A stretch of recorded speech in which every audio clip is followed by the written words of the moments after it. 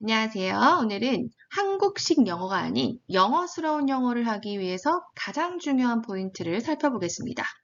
일단 영어와 한국어의 차이를 먼저 아셔야 되는데, 한국어는 어떤 유형의 언어이냐면 바로 주체 중심의 언어라고 할 수가 있어요. 그러니까 누가 무엇을 했느냐, 즉 능동태의 느낌의 언어를 아주 좋아하는 언어입니다. 그러다가 보니까 일단 사람 주어를 아주 많이 쓸 수밖에 없어요. 예를 들어서 사람들이 그 끔찍한 광경을 보고 놀라워했다라는 표현을 영어로 옮기고자 할 때 우리는 보통 어떤 구조를 떠올리기 시작하냐면 이 사람이라고 하는 이 주어 자체를 그대로 옮겨줍니다. 그러니까 사람 주어를 가장 좋아한다고 했죠. 우리나라 사람들은. 그래서 people을 먼저 놓고 시작을 바로 합니다. 그러다가 보니까 뒤에 이 when they saw라고 하는 이 접속사절을 보이시죠?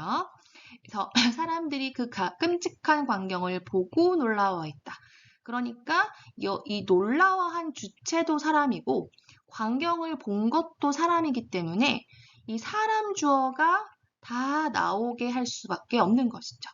그런데 문제는 이 people과 이 they라고 하는 이 사람 주어를 쓴다면 복문의 구조가 되면서 아주 문장이 어떻게 되죠? 길어지죠. 문장이 늘어지고 길어지는 게 조금 한국식의 느낌이 될 수밖에 없거든요. 그런데 이걸 좀 짧게 해보고 싶으시면 이렇게 하실 수도 있어요. People shuddered at the terrible sight. 이런 식으로 표현을 하시는 것도 괜찮아요. 이 when they saw라고 하는 것을 이 at이라고 하는 전치사로 이렇게 줄여서 영어식의 느낌을 조금 줄 수는 있거든요. 그렇다고 하더라도 이 people이라고 하는 주어를 하는 것은 똑같기 때문에 사람 주어를 쓴다는 그 느낌 자체가 결국에는 이 한국식의 영어 언어로 갈 수밖에 없는 그러한 느낌을 줄 수밖에 없다는 것이죠. 자, 그런데 영어와 같은 경우에는요, 이 유연한 주체 선정이 가능해집니다. 유연한 주체 선정이 가능하다라는 말은요, 주어 자리가 아주 다양하게 올 수 있다는 건데, 첫 번째로 사물 주어가 올 수가 있어요. 사물 주어는 예를 들어서 우리가 흔히 알고 있는 움직이지 않는 주체는 거죠. 아니면은 추상명사까지도 우리가 사물주어로 취급을 합니다. peace나 love 같은 느낌. 자, 그 다음에 행동이나 동작 같은 것들도 우리가 주어를 쓸 수가 있는데 우리가 알고 있는 ing나 투부정사로 시작하는 경우가 많고요. 그 다음에 전치사구로 시작하는 경우도 많죠. at이나 in이나 on 같은 느낌의 이 전치사구가 바로 시작하는 경우도 있어요. 그래서 그만큼 주어가 아주 다양하게 올 수 있다는 게 바로 영어의 가장 큰 차이점이 되는 것이죠. 그래서 아까 전에 그 문장에서 우리가 사람들이라고 하는 그 능동적인 느낌을만 하는 것이 아니라 우리가 할 수 있는 이 여러 가지의 주어를 한번 생각해 볼 수 있다. 그래서 이런 문장도 나올 수가 있겠구나. The terrible sight made people shudder. 이렇게 되면 이 주어 자체가 저 terrible sight가 되면서 조금 더 한국적이지 않은 느낌, 그런 어떤 구조가 나타나지 않을 수도 있게 되는 것입니다. 그리고 또 한 가지 아주 좋은 점은요. 이 사물주어를 썼었을 때 아까 문장 조금 기억나시나요? When they saw라고 하는 문장이 아주 길어지는 느낌이 나왔었죠. 그런데 이 사물주어나 이런 것들을 쓰게 되면은 영어가 굉장히 짧아지는 효과가 있습니다. 그런데 주의하셔야 되는 거는 사물주어를 썼을 때에 우리가 아까 전에 people을 주어로 썼을 때는 굉장히 그 see 뭐 이런 동사들 굉장히 좀 쉬운 동사들이 많이 썼는데 이런 made 같은 사역동사의 개념의 동사들이 좀 필요하죠. 그래서 이런 동사들의 조합까지도 여러분들이 공부를 하실 수가 있으셔야 이 사물주어를 잘 활용을 하실 수가 있다는 것이죠.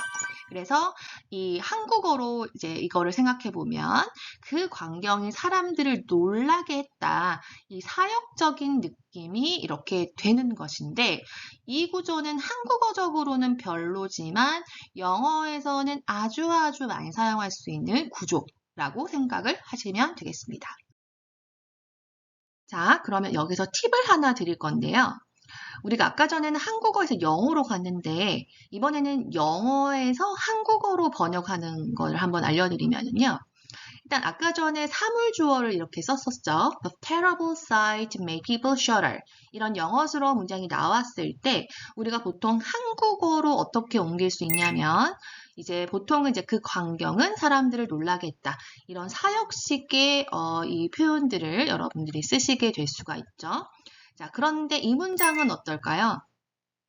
사람들은 그 광경을 보고 놀랐다. 우리가 아까 처음에 했던 그 문장이에요. 자, 그래서 지금 보면은 이 주어 자리가 달라져 있죠. terrible sight는 영어식의 느낌이 이 부분이고 이 한국식의 번역은 바로 이 부분이 되는 거죠. 그래서 이 영어식이냐 한국식이냐 한국어를 봤을 때 이 차이도 알고 계셔야 돼요. 그래서 이 광경이라고 하는 사물주어를 한국어로 시작했었을 때는 영어식 번역이 되는 거예요. 그래서 한국어에서는 좋지가 않은 거죠. 그런데 사람들이라고 시작했을 때는 한국식이 되면서 좀 더 자연스럽게 되는 것이거든요. 그래서 만약에 영어에서 이렇게 이 사물주어 같은 애들이 나오면은 한국어로 여러분들이 만약에 번역을 한다고 치면 그대로 이렇게 옮기는 것이 아니고 이렇게 가시는 것이 다시 사람들의 주체로 가시는 것이 좀 더 한국식의 번역이 완성이 되는 것입니다. 그래서 꼭 여러분들이 주의하셔야 되는 거는 사역식의 동사 구조 있죠? 이런 made 같은 거, 뭐뭐 하게 하다라고 하는 이 구조는 한국어에서 왔을 때는 절대 이렇게 번역하시면 안 돼요. 그래서 이렇게 꼭 시작을 하시면서 능동적인 느낌의 동사로 마무리를 하시면 좋겠습니다. 자, 그럼 연습을 한번 해볼 건데요. 그 어린 남자아이가 그 기계를 발명한 것을 보고 놀랐다. 이 문장을 보고 여러분들이 주어를 먼저 선정을 하셔야 되겠죠? 그런데 주어를 딱 쓰려고 하니까 이 동작을 먼저 보시면 됩니다. 일단은 놀란 게 누가 놀랐느냐? 아, 사람이 놀란 거 아니겠어요? 내가 놀랐건 네가 놀랐건. 그래서 여러분들은 보통 I라고 아니면 we 같은 사람 주어를 떠올리실 수 있을 것 같아요. 그래서 얘를 만약에 한국식으로 영어를 번역을 해주신다면 I was surprised to see that the little boy had invented the machine. 이렇게 될 수밖에 없는 거죠. 그래서 주어는 어떻게 가져간다고요? 처음에는 이런 사람 주어로 먼저 시작을 하시는 것이죠. 그 다음에 놀랐다, surprised to see 이런 식으로 연결을 하시게 되는 건데 또 문제가 있죠. 또 어떤 문제가 생겼느냐 하면은 또 이러한 그 발명했다라고 하는 동작이 또 동사가 들어가 있기 때문에 누가 발명했느냐 또 주어가 필요한 경우가 또 생겨버리는 거죠. 그러니까 어린 남자아이가 또 필요해지게 되는 거죠. 그래서 little boy had invented 이런 식으로 또 주어가 필요해버리는 그런 복문적인 느낌의 동사들이 구조들이 또 생겨나는 것이죠. 그래서 문장이 좀 어떻습니까? 굉장히 길어지고 있어요. 이런 것들이 좀 한국식의 영어 느낌이라고 보시면 되겠고요. 그러면 좀 더 영어스럽게 고쳐보자. 그럼 어떤 주어를 쓸 수가 있을까요? 좀 생각을 해보시면 저 같으면 이렇게 한번 해볼 것 같아요.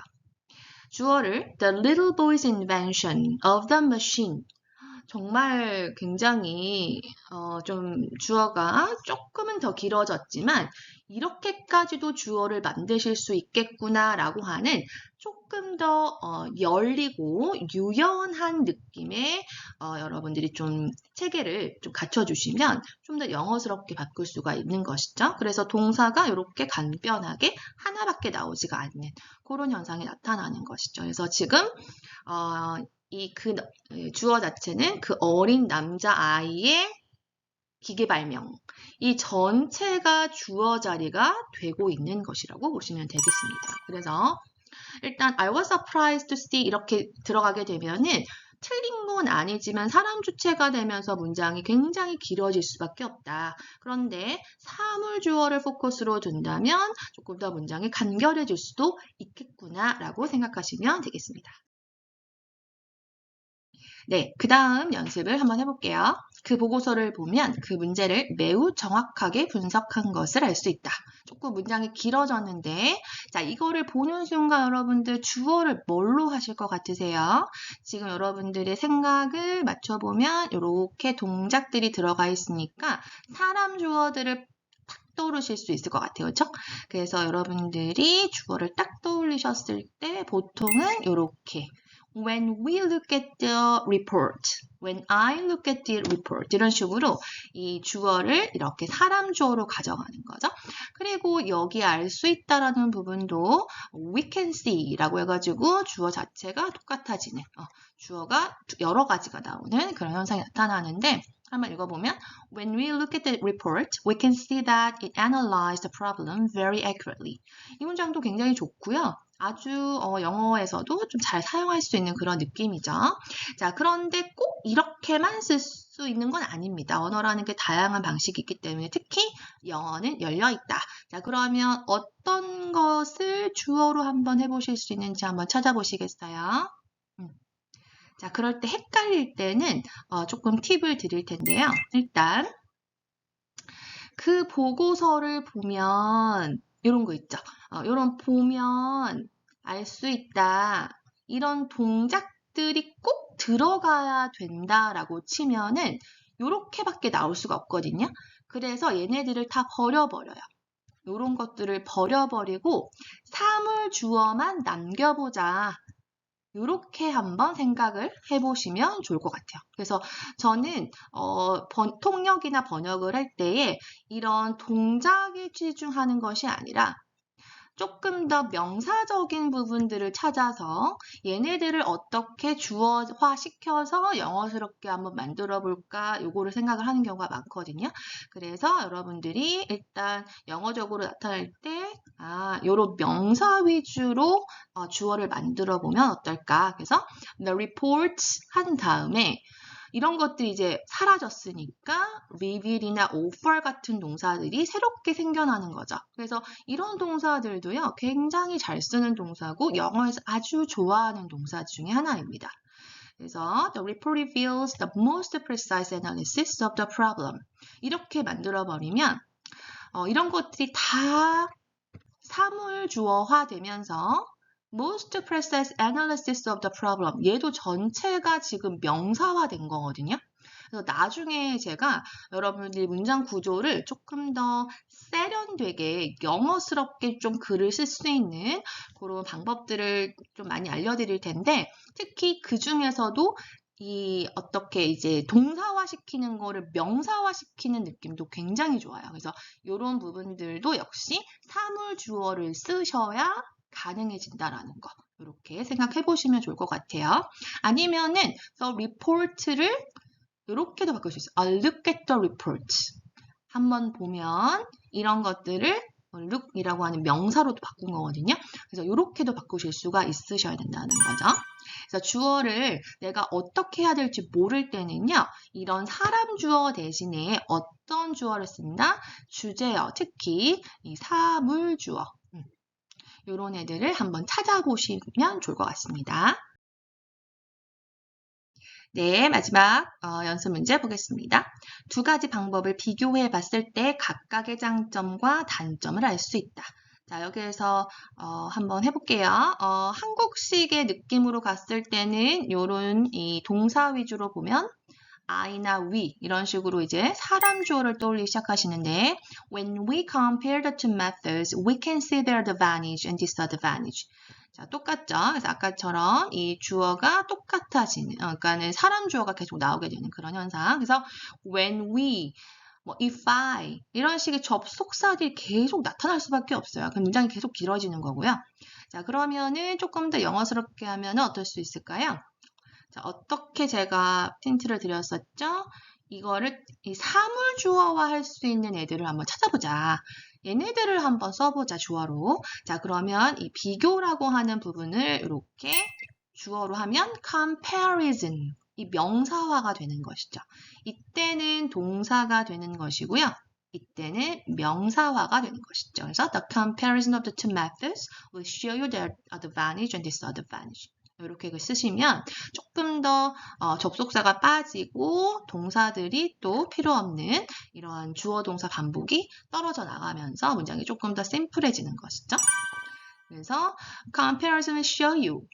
이런 식으로 이제 시작을 하시게 되면 굉장히 영어스러운 느낌을 주실 수가 있는데 한국어로 보면은 비교는 뭐뭐를 보여줄 것이다. 이렇게 굉장히 어색한 느낌의 번역이 될 수밖에 없지만 영어로는 굉장히 심플하고 굉장히 영어스러운 느낌을 주실 수가 있다는 것입니다.